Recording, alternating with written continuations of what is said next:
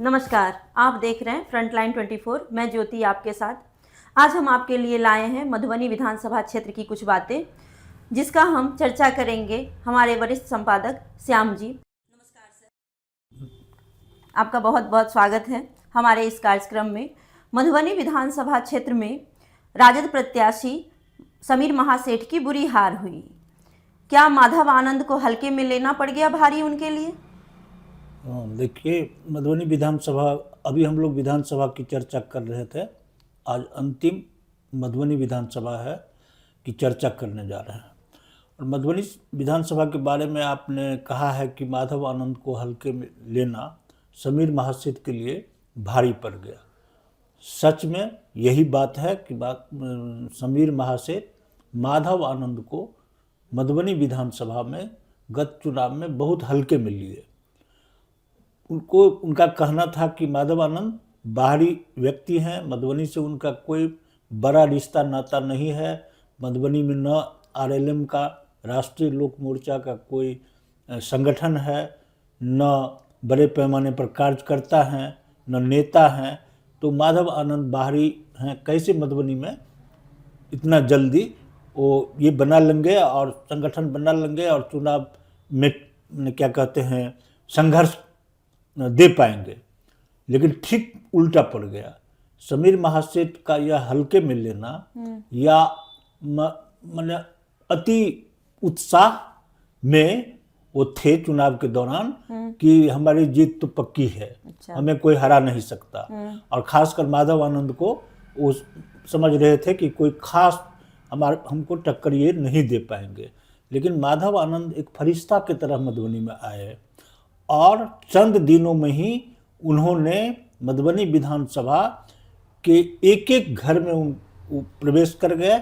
अपने स्वयं के, उनके कार्यकर्ता और उनका जो टीम था वो इस कदर चुनाव को संगठित होकर चुनाव लोग लड़े कि समीर महासेठ धीरे धीरे पिछड़ते चले गए। अच्छा। और काफ़ी दिनों से वो लगे हुए थे चुनाव की तैयारी में समीर महासेठ, और क्षेत्र में 2-3 महीना पहले से, चुनाव से 2-3 महीना पहले से लगे हुए थे। लेकिन माधव आनंद महज 20 दिनों के अंदर ही ऐसा फिजा बांध दिया मधुबनी विधानसभा के अंदर, जो हर जगह माधव आनंद दिखने लगा। अच्छा। माधव आनंद का कहना था, चुनाव में के प्रचार जो कर रहे थे उस दौरान वो कह रहे थे कि मैं मधुबनी चुनाव जीतने नहीं आया हूँ, मुझे वोट की बहुत ज़रूरत नहीं है, मैं मधुबनी के लोगों का दिल जीतने आया हूँ। दिल जीत लूँगा तो वोट स्वतः मिलेगा। अच्छा। उन्होंने जैसा कहा वैसा किया और देखते ही देखते वो लोगों का दिल जीत लिए। और माधव आनंद बड़ी मार्जिन से, बड़े अंतर से, वोटों के अंतर से उनकी जीत हो गई। और 2 बार के विधायक समीर महासेठ बड़े नेता राजद के रहे हैं, उनके पिता भी बहुत बड़े नेता थे। वो पटकनी खा गए माधव आनंद से और इस तरह कदर हार हुई कि कहीं मुंह दिखाने लायक वो नहीं रहे। मधुबनी में हमेशा 5,000 से लेकर 10,000 के बीच में हार जीत का फैसला होता था। इस बार 20,000 से अधिक हो गया। सर, कहीं ना कहीं इसका मतलब है कि समीर महासेठ को ओवर कॉन्फिडेंस ले डूबा। बिल्कुल ओवर कॉन्फिडेंस में थे वो। उनको कहीं लगता ही नहीं था कि वो मैंने हमारी हार हो रही है या हम इस कदर मैंने हार जाएंगे। उनको कभी ऐसा एहसास नहीं हुआ, न था।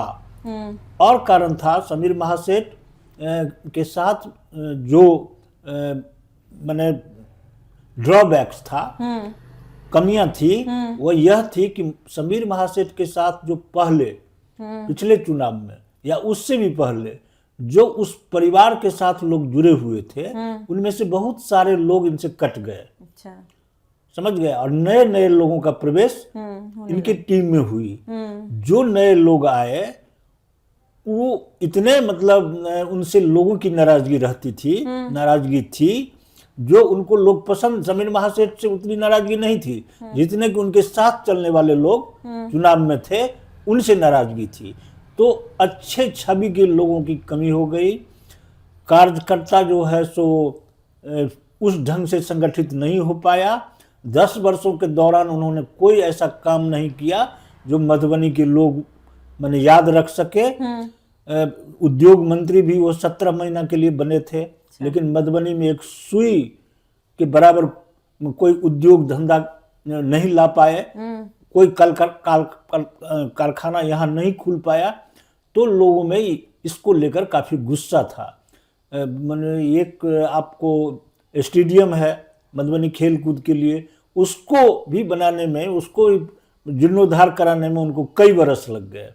सुंदर मधुबनी का सपना दिखाते थे कि हम सुंदर मधुबनी बना के रहेंगे, और तरह तरह की बातें किया करते थे, लेकिन किसी चीज पर वो खरा नहीं उतरे। लोगों की नाराजगी इनसे अंदर अंदर बहुत थी, इस चीज को समझ नहीं पाए, और जातीय समीकरण के हिसाब से भी वो पिछड़ गए। उनके स्वयं जिस जाति से वो बिलोंग करते हैं, स्वजातीय वोट भी उनको अपेक्षाकृत नहीं मिला। आधा से माने 50% से कम वोट मिला उनको अपने वर्ग के लोगों का।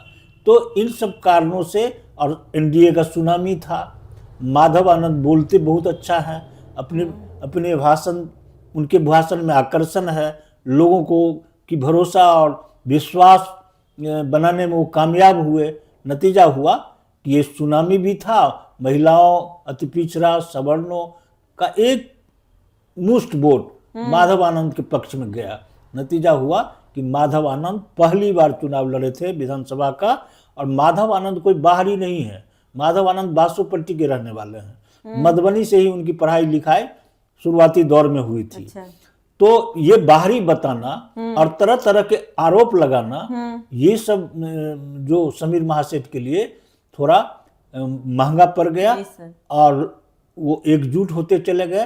वो शानदार तरीके से लोगों को प्रभावित करते रहे अपनी बातों से, और धीरे धीरे धीरे धीरे पंडौल और मधुबनी नगर निगम क्षेत्र और रहिका प्रखंड का कुछ पंचायत इस मधुबनी विधानसभा में है, सभी जगह माधव आनंद की जीत हुई है, और बड़े मार्जिन से जीतकर विधानसभा पहुंच गए हैं। अब माधव आनंद क्षेत्र में लगातार घूम रहे हैं, भ्रमण कर रहे हैं, बहुत सारे वादा किए हैं, उस वादा पर काम करना शुरू कर चुके हैं।